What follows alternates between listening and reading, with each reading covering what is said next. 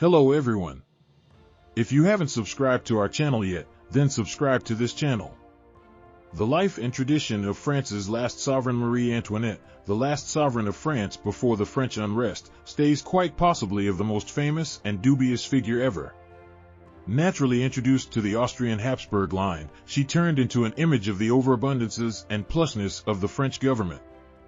Her life, set apart by excess, political interest, and possible misfortune, has been the subject of serious examination and discussion. Regardless of her verifiable reputation, Marie Antoinette's life and inheritance offer understanding into the intricacies of 18th-century European legislative issues, culture, and the powers that prompted the ruin of the French government. Early life. Marie Antoinette was conceived Maria Antonia Josepha Johanna on November 2, 1755, in Vienna, Austria. She was the 15th offspring of Sovereign Maria Theresa and Head Francis I, leaders of the strong Habsburg line. Her initial years were spent in the magnificence of the Austrian court, where she got schooling regular for a princess of her status, which included music, dance, and dialects. Be that as it may, her schooling was to some degree restricted, contrasted with her friends, zeroing in additional on basic manners than scholarly pursuits. Marie Antoinette's union with the French Dauphin, Louis Auguste, later Lord Louis XVI, was organized to harden the coalition among Austria and France. At 14 years old, she left Austria for France, where she wedded Louis on May 16, 1770. The youthful Dauphin confronted difficulties adjusting to the conventions and interests of the French court at Versailles, where her Austrian starting points frequently made her an objective of doubt and tattle. Life at Versailles. As Dauphin and later as sovereign, Marie Antoinette's life at the royal residence of Versailles was one of tremendous extravagance and inflexible court convention.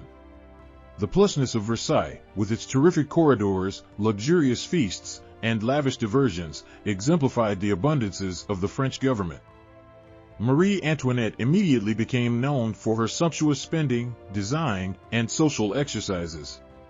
Her affection for intricate outfits, elaborate hairdos, and costly gems procured her the epithet Madame Deficit.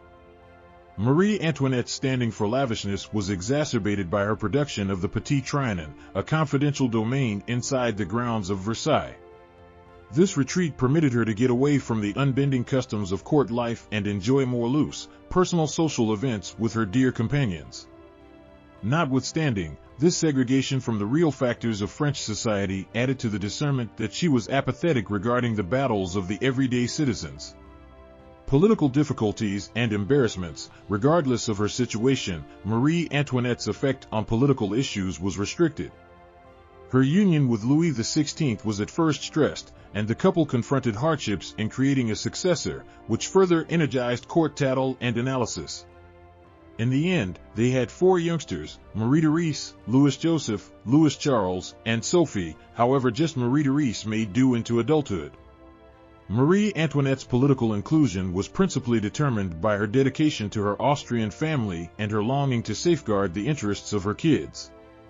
Her cozy relationship with her sibling, Sacred Roman Head Joseph II, prompted doubts that she was subtly neutralizing France's inclinations.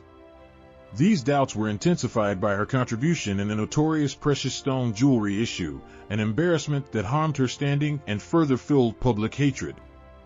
The French upset. By the last part of the 1780s, France was in the pains of a monetary emergency, with far-reaching neediness and social turmoil.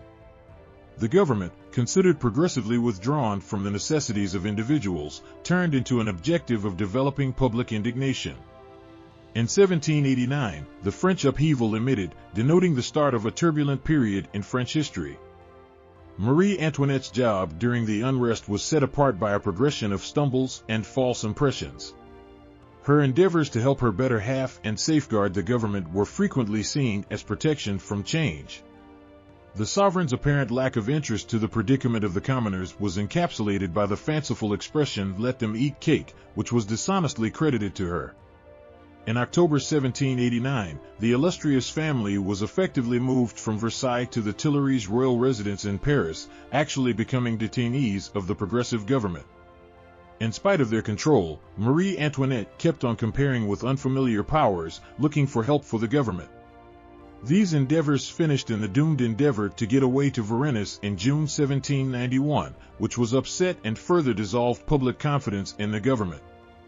Preliminary and execution, as the unrest radicalized, the government turned out to be progressively unsound.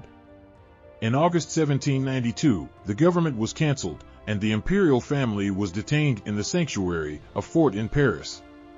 Louis XVI was attempted and executed in January 1793, passing on Marie Antoinette to confront the progressive court. Marie Antoinette's preliminaries started in October 1793, set apart by charges of treachery, scheme, and wrongdoings against the state.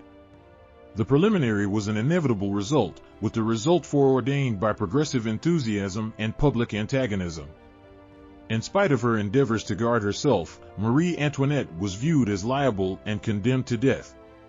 On October 16, 1793, Marie Antoinette was executed by guillotine in the Spot de la Révolution, presently Spot de la Concorde, in Paris. Her execution denoted the conclusion of an important time period and the last venture of the French government's breakdown. Inheritance and verifiable viewpoints. Marie Antoinette's life and demise have been the subject of extreme investigation and understanding.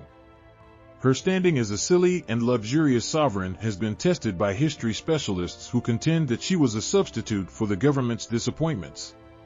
While her spending was surely luxurious, it was not abnormal for a sovereign of her time, and her effect on political issues was restricted. Marie Antoinette's story has additionally been romanticized and mythologized in mainstream society. She has been portrayed in writing, theater, and film, frequently as an image of shocking tastefulness and destined guiltlessness.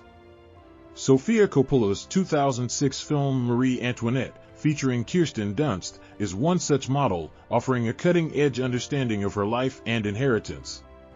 Marie Antoinette stays a mind-boggling and diverse figure ever. Her life, set apart by honor and misfortune, mirrors the more extensive social and political disturbances of her time. As the last sovereign of France before the transformation, her inheritance fills in as a sign of the outcomes of disengage among rulers and the dominated. Regardless of the debate encompassing her, Marie Antoinette's getting through claim lies in her capacity to typify the pressures and inconsistencies of a critical crossroads ever. Thank you for watching.